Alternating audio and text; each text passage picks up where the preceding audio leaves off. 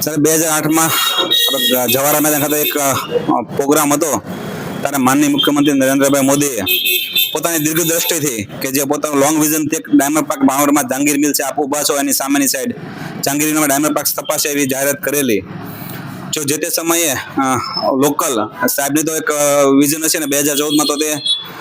પ્રધાનમંત્રી બની ગયા, પણ એક વિઝન સારું હતું પણ અહીંયા લોકલ લેવલે જો એક સારી વાત થઈ હોત ને એનું ફોલોઅપ લેવાય ને ડાયમંડ પાર્ક થયો હોત તો અત્યારે જે છૂટી છવાઈ ઓફિસ છે એક સ્થળ ઉપર આવે અને ધંધાના ડેવલપ માટે અને ધંધા માટે એક સારી બાબત બને. ડાયમંડ પાર્ક બનાવો તો કેટલી ઓફિસો, કેટલા યુનિટો, કેટલી પ્રાઇવેટ ઓફિસો બનશે, કયા પ્લાનમાં બનાવવા તે સંપૂર્ણ પ્લાન સરકારશ્રીને આપેલો છે, તેનાથી પત્ર વ્યવહાર થયેલો છે, પેપરમાં જાહેરાત પણ આવેલી છે એની ટેન્ડરિંગ માટેની,